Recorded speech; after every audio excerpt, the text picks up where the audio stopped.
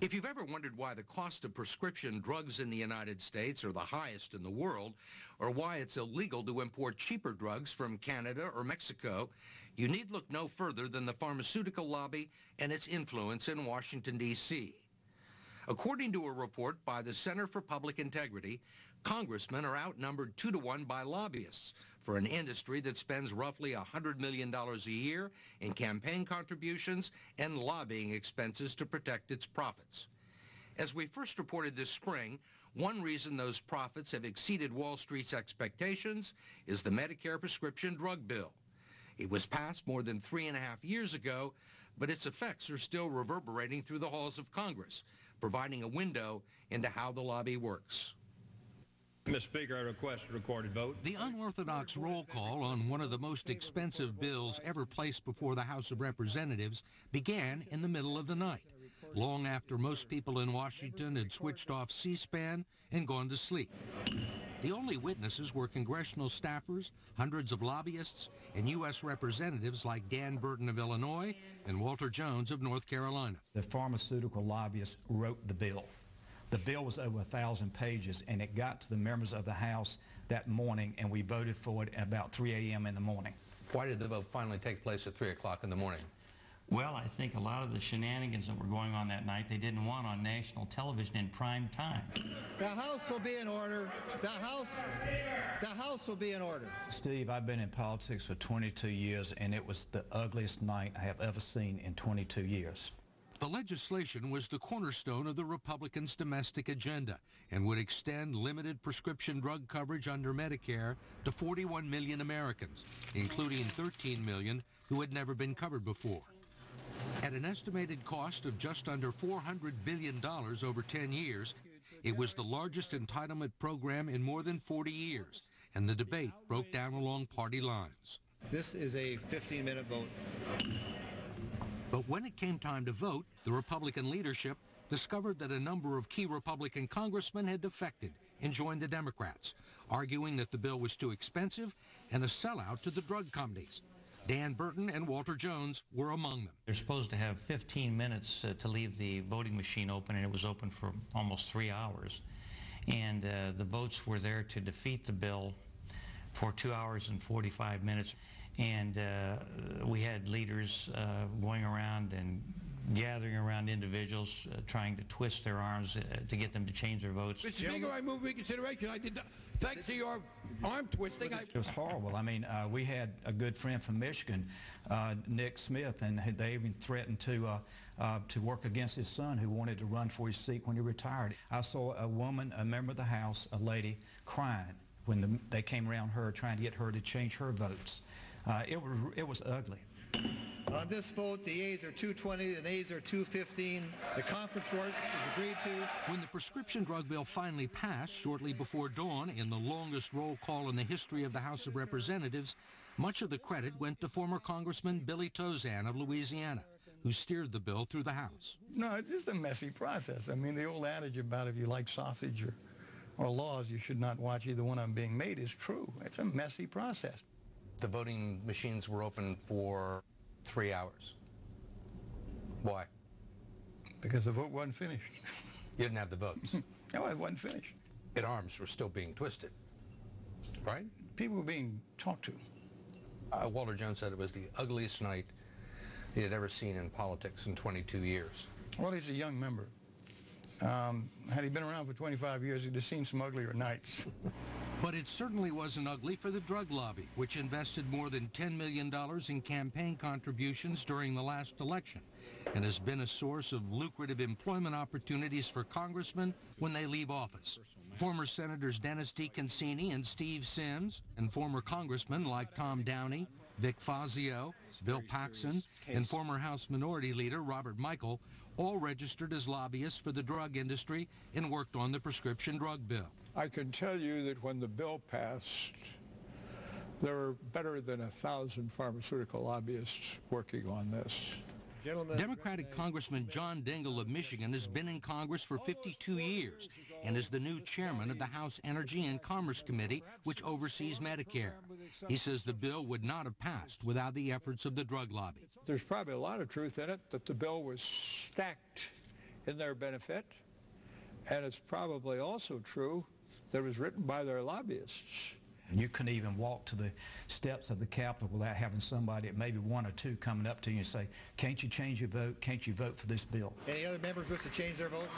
Why was the drug lobby so interested in this bill, and what did it have to gain? Ron Pollock, the executive director of Families USA, a nonpartisan healthcare watchdog group, says it all boiled down to a key provision in the legislation. It prohibited Medicare and the federal government from using its vast purchasing power to negotiate lower prices directly from the drug companies. What was the main focus of the lobbying effort? Well, the key goal was to make sure there'd be no interference in the drug companies' abilities to charge high prices and to continue to increase those prices. And whose idea was that? There's no question that this was prompted by the pharmaceutical lobby. The drug industry says that competition among private insurance plans that service the Medicare program help keep prices low. But Families USA reported in a January study that Medicare patients are being charged nearly 60% more for the top 20 drugs than veterans pay under a program run by the Veterans Administration. For Lipitor, a popular cholesterol drug, the cheapest Medicare price is $785 for a year's supply, 50% more than the VA's price of $520. For Zocor, another cholesterol drug, the best Medicare price is $1,485 for a year's supply. The same drug only costs $127 a year under the VA plan. And this is because the VA negotiates with the drug companies on price. That's correct. The VA does bargain, and they do it successfully. Medicare could do the same thing, but Medicare is prohibited from doing that as a result of this new Medicare legislation. What was the logic, or what was the idea or the rationale behind not giving the government the ability to negotiate drug prices? It was simply that the drug companies didn't want it. They wanted to make as much money as possible, and if there's negotiation, like there is in other countries around the world, then they're going to have their profit margin reduced. Before the vote, Congress was told the program would cost a whopping $395 billion over the first 10 years. In fact, Medicare officials already knew it was going to cost a lot more. Within 2 weeks after the bill was passed, everybody knew it was going to cost well over $500 billion. Many members of the Congress that voted for it said, I would never have voted for it had I known that. They misled us. Medicare Chief Actuary Richard Foster later told Congress that he revised the cost estimate to $534 billion before the vote, but was told to withhold the numbers from Congress if he wanted to keep his job. And there struck me as a political basis for making that decision. I considered that inappropriate and, in fact, unethical. Foster says the person who told him to withhold the revised cost estimates from Congress was Medicare boss Tom Scully. I want to thank Tom Scully and the whole staff at HHS. Scully was the administration's lead negotiator on the prescription drug bill. At the same time, he was also negotiating a job for himself with a high-powered Washington law firm, where he later became a lobbyist for the pharmaceutical industry. He was negotiating for his job at the same time that the Medicare legislation was being considered. He wound up taking this job 10 days after the president signed the legislation. It is but one example of the incestuous relationship between Congress and the industry, and just one of the reasons the pharmaceutical lobby never loses a political battle that affects its bottom line.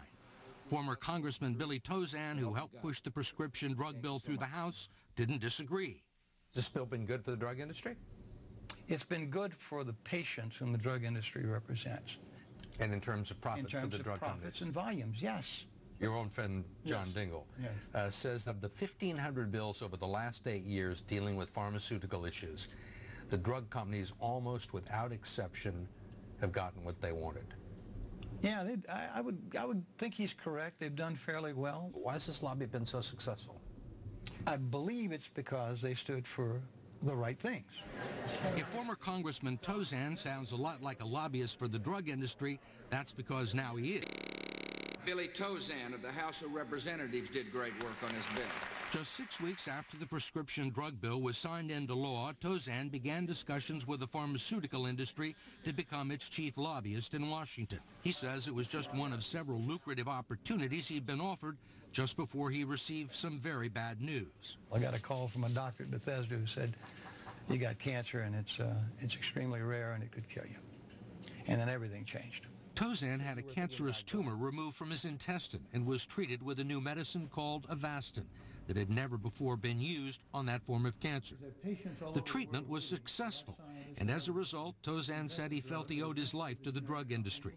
After serving out his congressional term, he accepted a $2 million a year job as president of pharma. There was that extraordinary moment where my wife literally looked me in the eye and said, look, you're going to do well wherever you go, Billy. You got a lot of great offers, and maybe you ought to think about working for the people that struggle every day to try to invent the medicines that save lives like yours. And that was a pretty important moment in my life, and it was a moment I decided that this was the work I wanted to do, headaches or no. When you're pushing so hard for a bill that's that controversial, and then within a matter of months you go to work for the industry that's going to benefit from it, it does cause you some concern. I don't want to appear too cynical. But you are. Well, there are a lot of other people around here who have the same questions. Well, that's no defense. You shouldn't be cynical like everybody else in the world. I mean, this doesn't look good. But you push this bill through that gets that produces a windfall for the drug companies, and then a short time later, you go to work for the drug lobby at a salary of $2 million. There's nothing I could have done in my life after leaving Congress that I didn't have some impact on in 25 years in Congress. If that looks bad to you, have at it. That's the truth. In fairness to Billy Tozan and former Medicare Chief Tom Scully, they weren't the only public officials involved with the prescription drug bill who later went to work for the pharmaceutical industry. Just before the vote, Tozan cited the people who had been most helpful in getting it passed. And I specifically want to thank the staffs of our committees. From Ways and Means, John McManus, who did such a great job. Within a few months, McManus left Congress and started his own lobbying firm. Among his new clients were Pharma, Pfizer, Lilly, and Merck. From the majority side of the Finance Committee, Linda Fishman. Fishman left to become a lobbyist with the drug manufacturer Amgen. Not the least of all, but the Energy and Commerce Committee staff who toiled so hard for us. Chief of Staff Pat Morrissey. Morrissey took a job lobbying for drug companies Novartis and Hoffman LaRoche. And Jeremy Allen. He went to Johnson & Johnson. Kathleen Weldon and Jim Barnett. She went to lobby for Biogen, a biotech company. He left to lobby for Hoffman LaRoche. They did a marvelous job for this House, and we owe them a debt of thanks. Thank you all. In all, at least 15 congressional staffers, congressmen, and federal officials who worked on the prescription drug bill left to go to work for the pharmaceutical industry, whose profits were increased by several $billions. They have unlimited resources, unlimited. And when they push real hard to get something accomplished in the Congress of the United States, they can get it done. In January, one of the first things the new Democratic House of Representatives did was to make it mandatory for Medicare to negotiate lower prices with the drug companies. But a similar measure was blocked in the Senate, due in part to the efforts of the drug lobby.